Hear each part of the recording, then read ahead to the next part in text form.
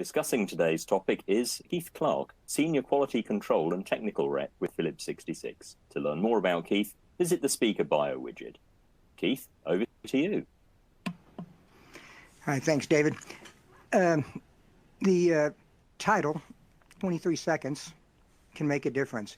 What would you say if I said it didn't really take 23 seconds? It only took 6 seconds to make a difference. And what would you say if I said a pilot, an FBO, or an airport inspector, or aircraft inspector, anybody that touches that aircraft or sees that aircraft can make a difference? So let's move on. 23 seconds. Here's a timeline of 23 seconds. And we're going to come back and talk about how this timeline makes a big impact.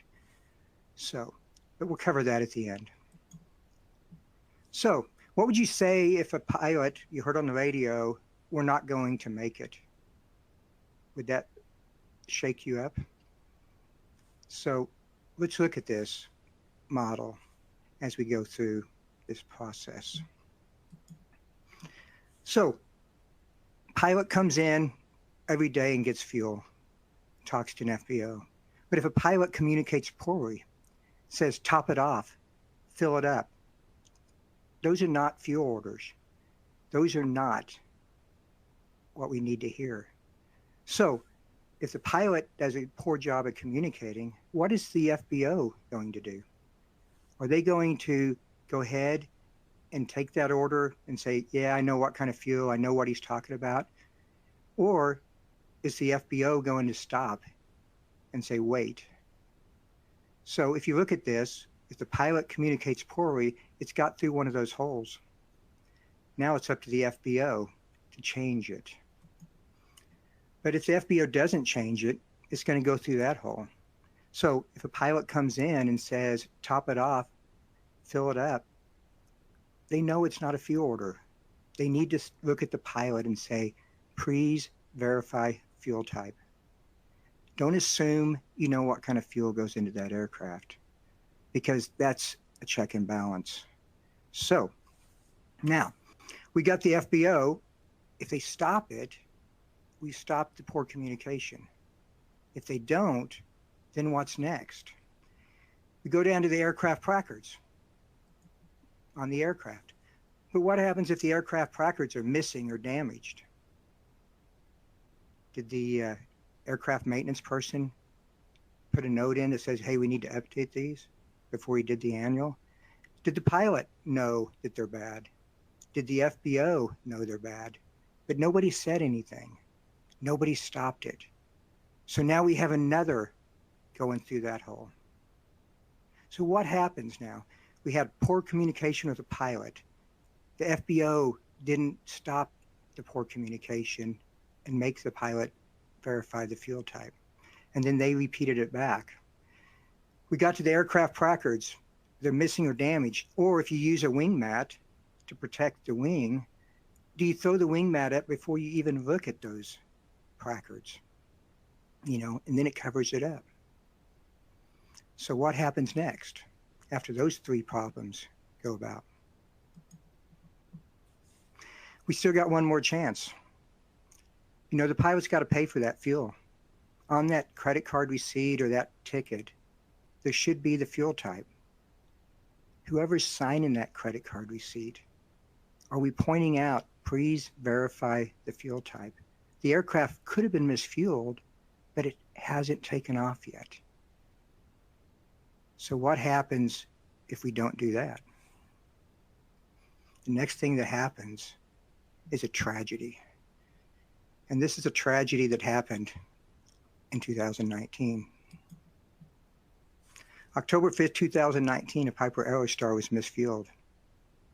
Moments after takeoff, it crashed. Now, did all four of those things go bad that day? I don't know. I wasn't there.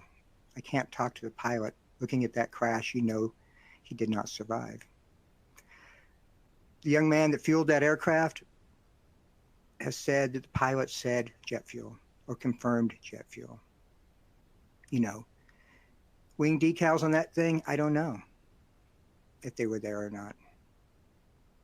I don't know the communication, but I do know that we had a tragedy that day.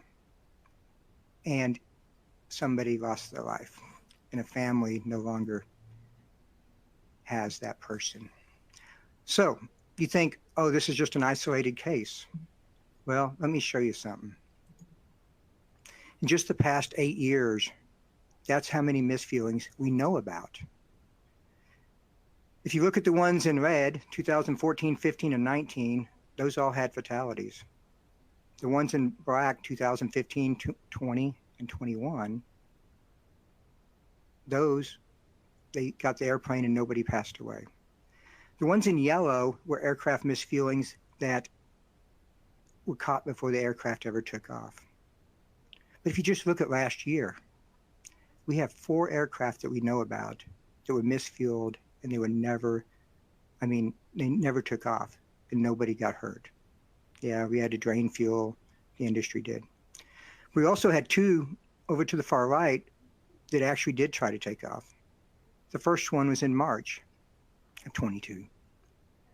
And it took off, but right when it got off the runway, it sputtered, and they put it back down on the runway, and they came to a stop and found out it was misfueled. The aircraft was damaged, engines had to be replaced, and a lot of work, but nobody passed away. We also had one in 2022 later, just a couple months later. This aircraft did take off. And this aircraft we'll talk about later. So, looking at that, we say, what can we do? But before we have to answer that question, we have to look at something else. How many aircraft are fueled per day at your FBO? 23, 59, 78, 96 per day? That's a lot of aircraft, depending on the size. But if you think about that, that's just one day. If we just pick 59, in 10 days, that's 590 aircraft. In 100 days, that's 5,900 aircraft. And in 1,000 days, just under 3 years, that's 59,000 aircraft that have to be perfect. Now, if you look at these pictures in the background, Piper Malibu and Meridian. One takes jet fuel, one takes avgas. If you look at the 2 planes on the right, we didn't stage that picture. They actually came in and landed. And the FBO called me and said, Keith, I got a picture for you. The back one takes jet fuel, 441. The front aircraft takes avgas. They're owned by the same company. The pilots fly these things and probably interchange aircraft and pilots. So is it possible that a pilot could accidentally get confused because he's used to flying the turbine aircraft, but today he's flying a piston? It's happened. We've had repeated cases where a pilot got out of a Cessna 421, told the young man, fill it up with jet fuel. The young man looked at him and said, sir, jet fuel? And he said, yeah, jet fuel. And he said, sir, this is a 421. The pilot's response back was, you don't even know your aircraft. And the young man did. He turned around and looked at the pilot and said, turn around. Look at your airplane. He turned around and goes, oh my gosh, I fly the King Air every day, but today they put me in the 421. We've heard it multiple times. I go to AirVenture and Sun and Fun and talk to pilots, and they've admitted making a mistake because they fly multiple airplanes. That aircraft that crashed in 2019, that pilot flew turbine aircrafts. That aircraft was not his aircraft. Did he make a mistake? We know that there was a tragedy. So what we try to do is learn from those mistakes so we don't make them again. So we can learn from those problems. So how do we go about this? We go back to blocking those holes so they don't line up. If the pilot communicates poorly, the FBO's got to stop, and we've got to educate that pilot. We're out there talking to pilots. We're doing this training not only for FBOs, for pilots. If the FBO doesn't, we have problems. Aircraft trackers, we got to make sure that they're on there and they're right. Every pilot should know whether that placard's on there, and it's legible and you can see it. If they're not, reprice them.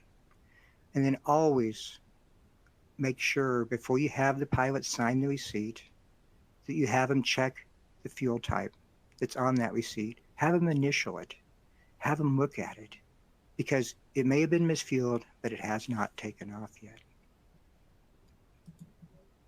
So NATA has www.preventmisfueling.com. It's all new for this year. If you have not taken it this year, take it. If your certificate does not have that Save a Life, Verify Fuel Type part on it, it's not the newest one. Take the training. Take it every year at least, maybe every 6 months. We have to keep talking about it. It's the one thing we can prevent from happening. Can't predict mechanical weather that easy. They can, but the thing we have to make sure is we don't misfuel an aircraft. So go out to www.preventmisfueling.com and you can take this training at no charge. Talk about it in your safety meetings. We also started a public awareness campaign years ago called Save a Life, Verify Fuel Type.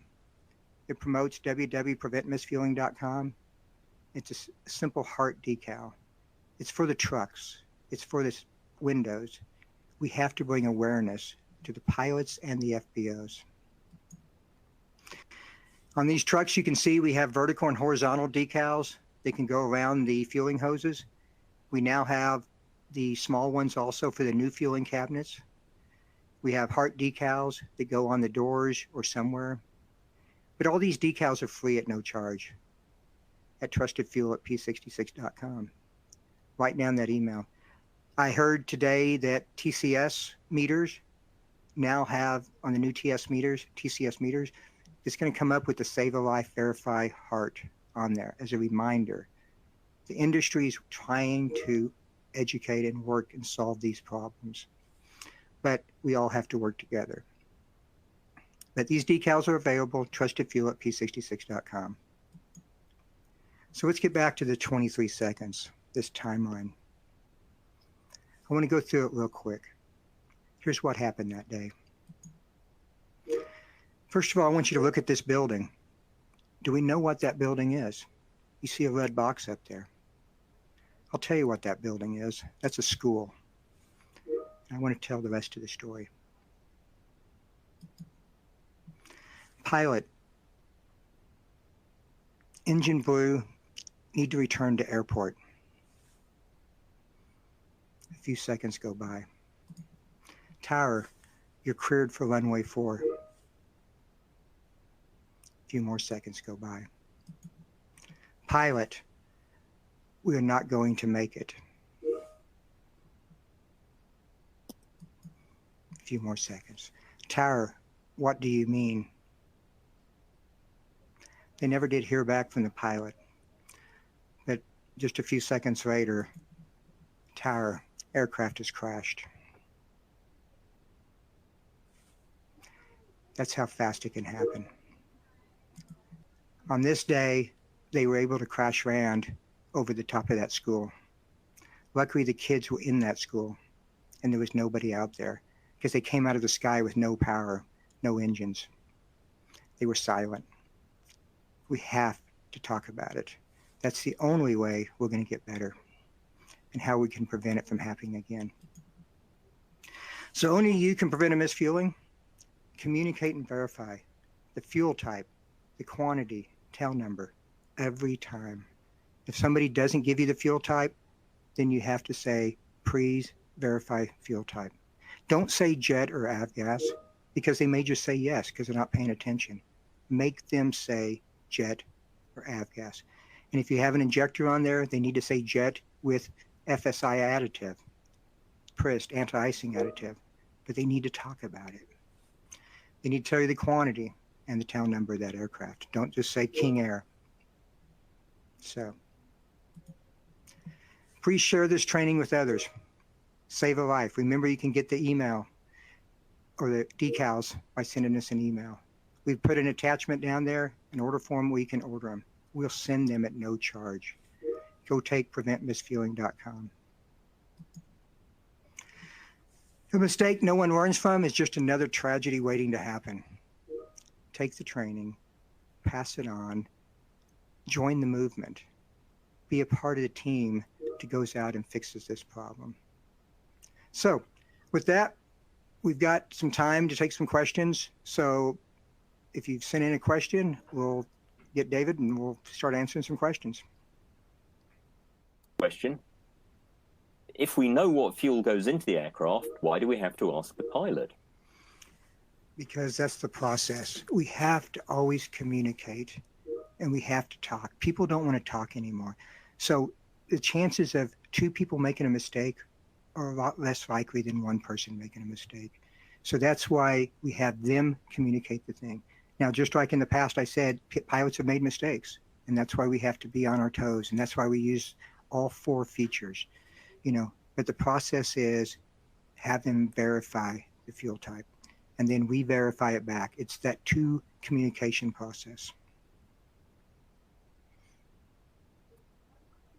Right.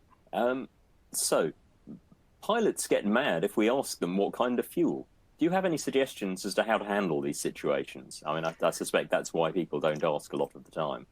Yeah, and I've heard this from a lot of FBOs, and I've even heard it from some pilots, because they think that the FBO should know what kind of fuel goes into that aircraft. I lied. I'm like, it's your plane, sir or ma'am. You have to communicate, and then we're going to communicate it back, because we're not going to have a mistake on our watch. And usually, if you explain what we're doing that for, and because there has been misfuelings, then, the pilots will say, I understand. You got to sell it. I told a pilot that same thing one time just to see how he'd respond. And at first he looked at me like, he goes, I think you don't know anything and you shouldn't be working at the FBO. But when I explained why we do it, then the pilot said, he thought about it and he said, wow. And he goes, you know what? I want to give you a hug. I want to give you a hug because you reached me. And I talk to thousands of pilots at AirVenture and Sun and Fun every year. I go do this training because it's not an FBO problem. It's a pilot problem. It's a communication problem. And if we talk, we can actually solve the problem together. And I've been talking to the FAA. I did some training with some AIs and said, how many of you see bad decals and don't say anything, or missing decals? The FBO, if you see a missing decal, are you going to report it?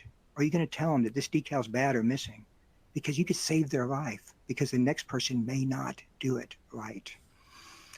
We got to work together. You can sell it. I got faith in you. Right. So it's just learning to communicate, really. Communication. So, question, is there a current publication that shows which aircraft require additive? No, not really. It comes back down to, it's in the pilot handbook for that aircraft, or that aircraft handbook, and they need to know.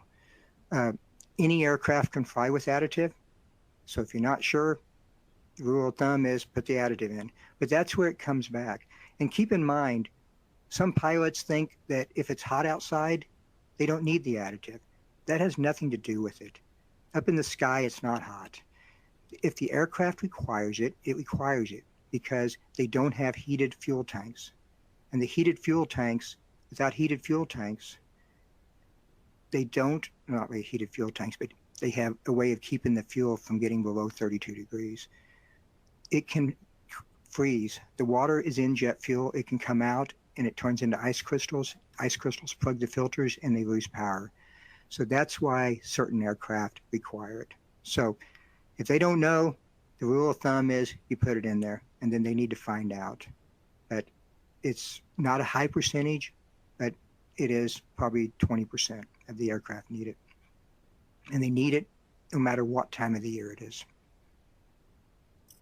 Right. Okay, here's a suggestion. Can you put a sticker on the side fuel cap after fueling with the type of fuel filled for the pilot to check before closing it? You could do that. Some pilots may get upset if you put a sticker on their aircraft. I've seen pilots put they make stickers that go over it that the pilots can buy that says avgas or jet fuel, and it's like painter's tape and it peels back off. The key is the stickers there should be there on the wing of the jet or the piston aircraft saying what kind of fuel is on there. It still comes back to communication. Everybody wants a mechanical fix to solve this. You know, they thought the duckbill nozzle was going to fix it, and the duckbill wouldn't fit, so it couldn't be fueled. That aircraft that crashed in 2019 was filled with a duckbill nozzle at a 45-degree angle because the young man thought it was jet fuel. The pilot said jet fuel. The young man was honest and told us all the other stuff, told the FAA and NTSB. So do I think the pilot made a mistake? I don't know. But I do know that 160 gallons was put in at a 45-degree angle. Do you have any idea how long that would take? At first, he said he spilled a lot, but he got better. You know, the ticket said jet fuel, and the pilot signed. It all comes back down to those four things. We have to communicate, we have to talk, and we have to work together. Right. So perhaps putting a sticker on it is the wrong approach. What is needed? Well, I'm not saying it's a wrong approach. It's something you could talk to them, but I think that some pilots don't even want the decap or the placard on their aircraft. And that's by FAA is required to have it on there. Mm-hmm. And it's required to have a good one, a good placard. So that aircraft cannot pass an annual without a placard. And that's why we're going to the FAA. This is a problem that's bigger than an FBO line person. It's the pilot, it's the mechanics, it's the whole industry, you know? And what we're trying to do is come up with ways to get people talking about how we can stop it from happening again. Right. And here's another alternative approach suggestion. Is NATA working with digital FBO services such as X1 or Effective FBO to add prevention methods on their software?